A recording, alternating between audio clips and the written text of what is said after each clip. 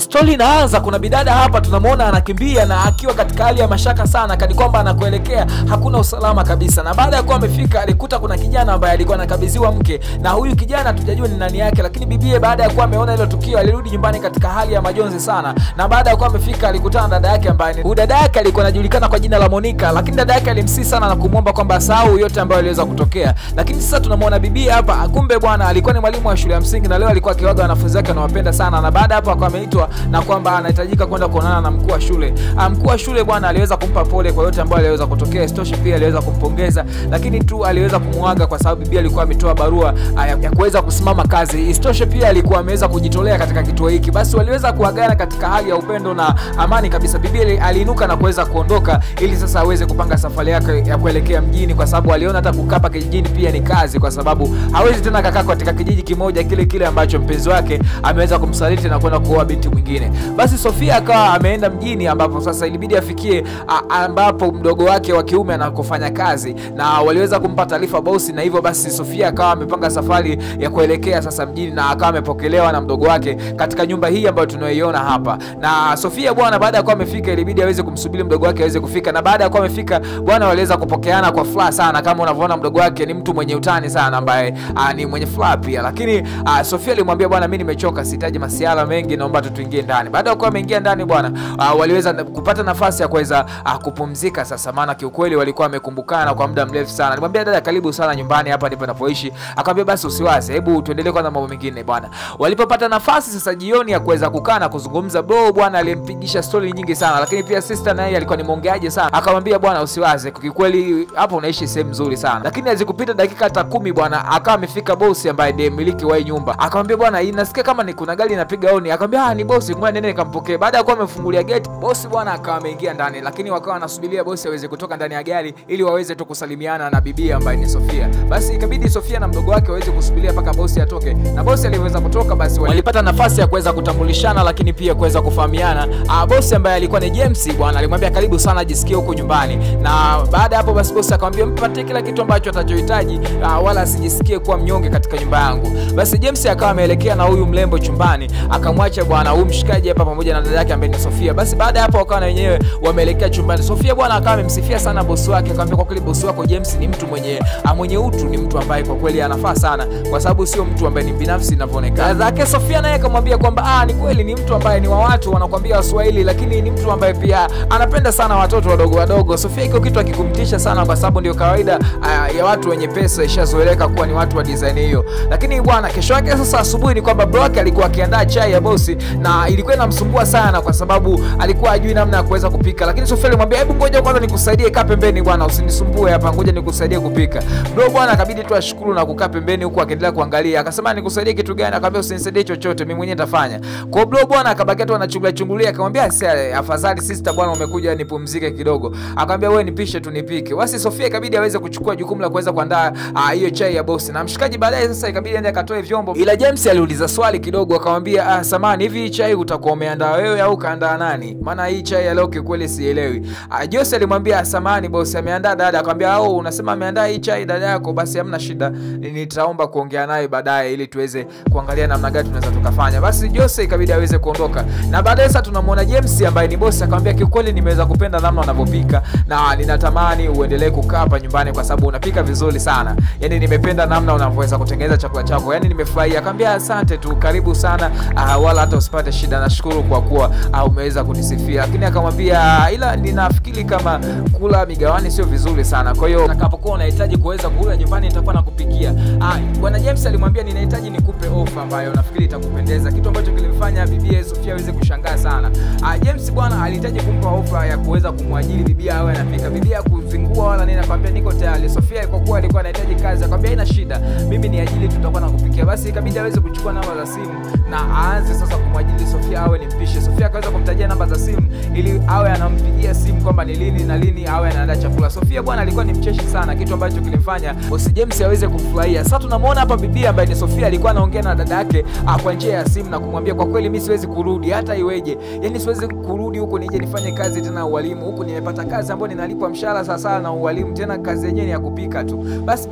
Basi bibi akawa amezungumza kwa marefu sana na huyu dada yake ambaye alikuwa amemwacha kijijini. Baada ya hapo ikabidi aweze kurudi jikoni kuweza kuandaa chakula cha jioni, lakini alikuwa anasikia kelele zinaendelea upande wa pili. Yaani alikuwa ni bosi ambaye ni mmiliki wa hii nyumba na alikuwa akigombana na mpenzi wake ambaye amekuwa akiishi naye hapa nyumbani, na ugomvi wao bwana ulimfanya bibi hata kupika pia ashindwe, kwa sababu alikuwa akiangalia tu mambo yanaendelea huko na kanajiza Mungu wangu hao si watakuja kuuana hao. Haya maneno nayasikia. Kifupi bwana alikuwa anatupiana maneno mengi sana, kitu ambacho kilifanya Sofia abaki tu anashangaa na yanayoendelea humu ndani. Sasa ni siku nyingine Sofia alikuwa hapa sebleni akiandaa meza kwa ajili ya kuweza kuleta chakula. Ghafla akaja huyu bidada akiwa ametokea chumbani, tena akiwa ameshikilia begi mkononi. Sofia akamwambia sio vizuri madam kuondoka saizi usiku na kuandalia chakula. Akamwambia hivi kwanza hebu niambie, yani mimi nile chakula kwanza niangalie jinsi ninavyoonekana. Niangalie kwanza muonekano wangu na uonaje? Unauonaje? Akamwambia ni mrembo. Akamwambia sasa sikiliza sasa nikwambie, muonekano wangu huu unauona, huu muonekano wangu. Siwezi kuishi na mwanamume ambaye ananichiti. Yaani siwezi kuishi naye. Akamwambia hata kama sasa usiondoke sisi usiku, msubiri hata arudi.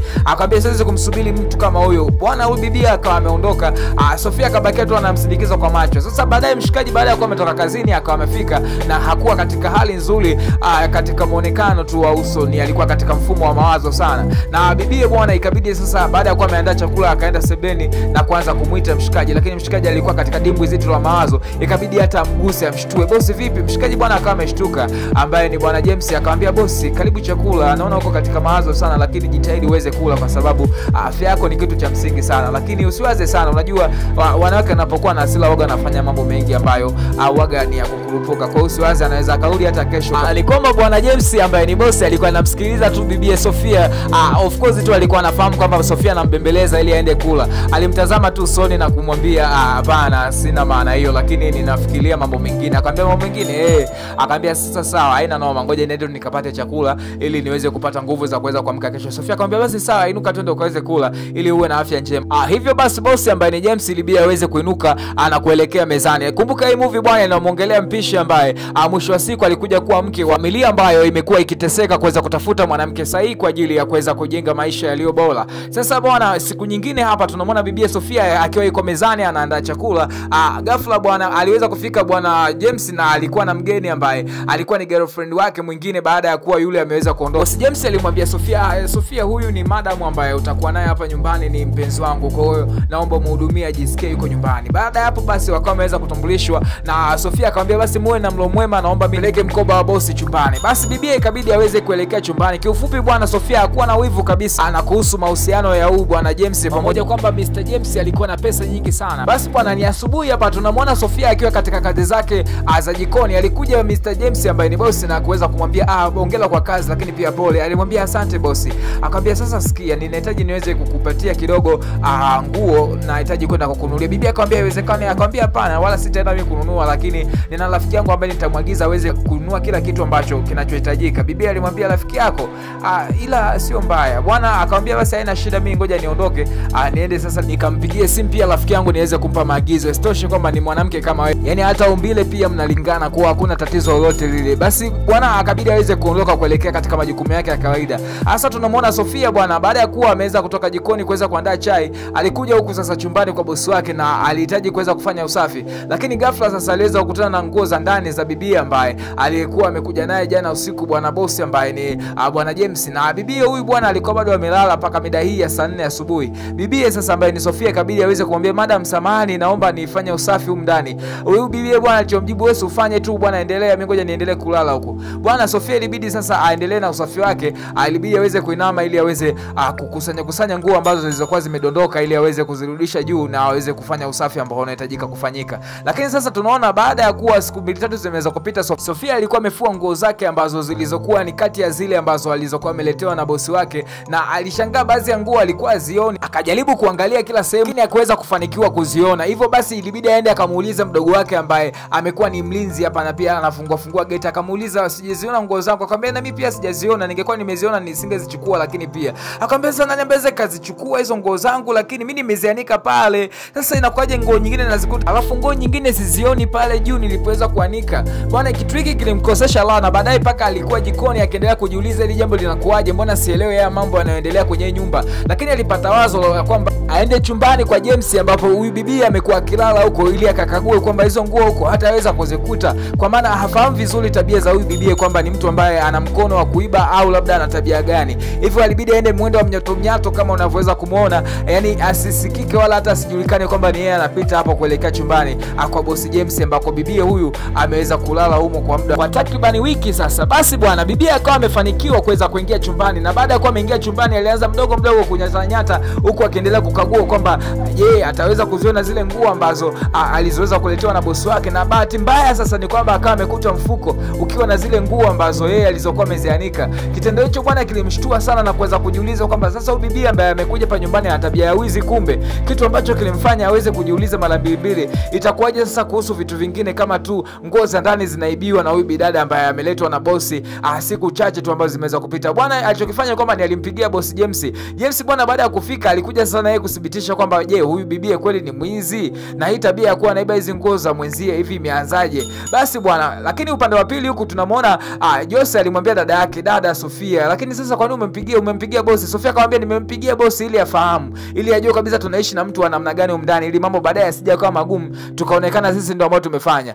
Sasa bibi huyu alikuwa ametoka kuoga na akamkuta bwana mkubwa yuko hapo, na akamuuliza vipi baby, umeweza kurudi mapema mbona? Lakini bwana James muda huu alikuwa cheki hata kuchekesha, akamuuliza kwa hasira hizi nguo hapa zimefuata nini? Bibi bwana akaanza kujibana hapo na kujingata hakuweza kujibu. Alimwambia sasa sikiliza, nahitaji nikupe onyo la mwisho, naomba tu ukusanye vitu vyako ndani ya dakika 5 uweze kuondoka ndani ya nyumba yangu. Akabidi bwana James alikuwa ameongea katika hali ya hasira sana. Kama unavyoweza kufahamu siku zote watu wenye pesa waga wapendagi watu wenye mkono wa kudokoa. Alisimama na kumkanya vikali, akamwambia sitaki kukuona ndani ya nyumba yangu na iwe mwanzo na mwisho kukuona ndani ya hii nyumba. Naomba ukusanye vitu vyako haraka sana uondoke. Basi bibi huyu bwana alikuwa tu amejiinamia kwa sababu tayari alikuwa ameshaweza kuumbuka na hakuwa na namna nyingine ya kuweza kujitetea.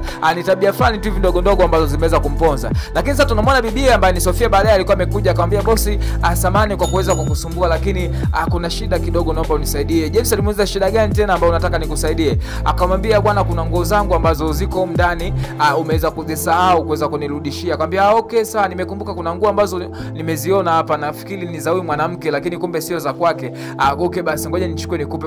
Na baada ya kwenda kuchukua hizo nguo ni kwamba alimkabidhi bibi, lakini bibi Sofia alizichukua kwa aibu sana na kuweza kuzificha nyuma ya mgongo wake. James akamwambia sawa bwana, nguo zako hizo hapo. Sasa mimi nikukumbushe tu kusubscribe pamoja na kucomment, endelea pamoja nasi kwa mzigo mkali kama huu ambao tunaendelea nao this time. Karibu sana tuendelee kwa pamoja. Asante sana.